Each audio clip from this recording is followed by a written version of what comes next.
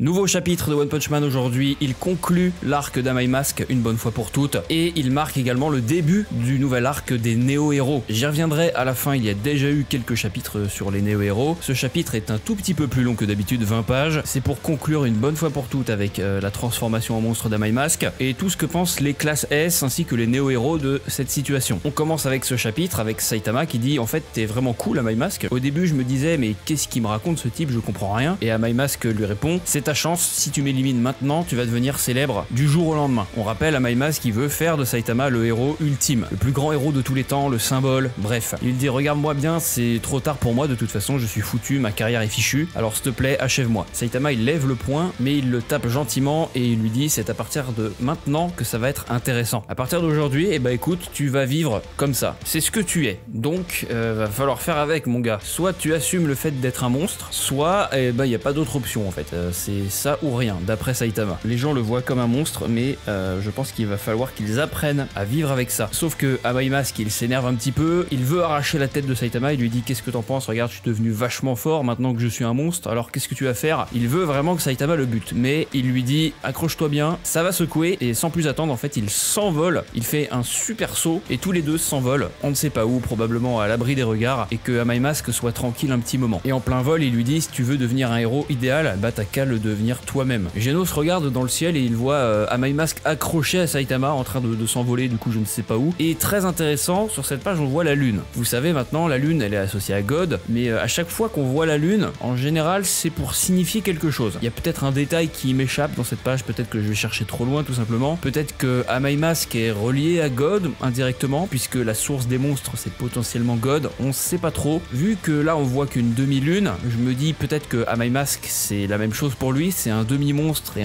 ça reste quand même un demi-humain, il est pas non plus c'est pas non plus un monstre assoiffé de sang, il arrive à garder la raison. Voilà, je sais pas si je vais chercher trop loin ou si j'ai vu juste. Pendant ce temps-là, toutes les infos dans le monde entier parlent de cet événement, le fait qu'Amai Mask se soit transformé. Ils vont même jusqu'à dire que pour le punir d'avoir trompé tout le monde en public, etc., eh ben il faudrait l'arrêter, voire même le tuer, l'exécuter. D'ailleurs, ils ont même réussi à interviewer Saitama pour lui demander où est-ce qu'il était passé Amai Mask, sauf que lui il a dit bah je sais pas, foutez-moi la paix. Il y a donc une grande discussion au sein de l'association des héros, je vais vous passer toutes ces bulles de dialogue. Pour résumer, la plupart disent que Amai Mask, voilà, c'est un traître, un monstre répugnant qui s'est faufilé dans le bureau de l'association des héros. C'est pour ça d'ailleurs qu'il arrivait toujours en hélicoptère par le toit pour éviter le portail de détection de monstres de Metal Knight, sauf que quelques témoignages disent qu'il a quand même sauvé des civils d'une attaque de monstres, dont l'escouade privée de Narinki. D'ailleurs c'est marrant parce qu'ils vont dire est-ce qu'on peut vraiment faire confiance à ces mecs là? C'est les gardes qu'on a vus dans le parc, mais aussi ceux du coup qui étaient chargés de retrouver l'otage. Et il y a un des mecs dans le bureau, il dit putain il sert vraiment à rien. Et je me demande si c'est pas One qui est en train de nous faire un petit clin d'œil, parce que je fais encore une fois une parenthèse avec ces mecs là, mais à la base l'escouade devait mourir des mains d'Amai Mask. Sauf que One a décidé de changer l'histoire, de reformuler le chapitre et donc de les laisser en vie. Sauf que la communauté c'est tellement plein, on disait que bah non ça sert à rien en fait, ces mecs ne servent à rien dans l'histoire, vraiment ils n'ont aucune utilité. Et là de voir qu'un mec de l'association des héros dit bah ils servent à rien, je me demande si c'est pas une petite référence à voilà la communauté qui s'est plaint. Bref, petite parenthèse refermée. Si tu regardes les infos pour voir qu'est-ce que les autres héros de classe S et les néo-héros pensent de cette situation. Donc Shangarman nous dit que si ça avait été un monstre vraiment dangereux, en parlant d'Amai Mask, j'aurais pu le dire rien qu'à son odeur. Dans un chapitre bonus, on sait que Shangarman peut renifler les menaces à plusieurs dizaines de kilomètres à la ronde. Donc le fait qu'il n'ait rien senti de dangereux en Amai Mask, ça prouve que c'est pas un monstre. Il y a monstre et monstre. Voilà, il reste quand même un humain en partie, il a des morales humaines, c'est juste son apparence qui a l'air monstrueuse, mais dans le fond, c'est pas un mauvais bougre. Pareil pour Zombieman, il enquête là-dessus, mais il n'a pas encore de réponse claire. Le GOAT Tank Top Master nous fait part d'un message au sens profond, je crois que ses actes ont été en accord avec la philosophie du débardeur. Ce message est très profond, bien sûr, on comprend que à travers ses mots, eh bien, il soutient Amai Mask. Et du côté des néo-héros, eh bien, on a notre cher ami Monsieur A, c'est son nom, juste la première lettre de l'alphabet. On l'avait vu il y a quelques chapitres, j'y reviendrai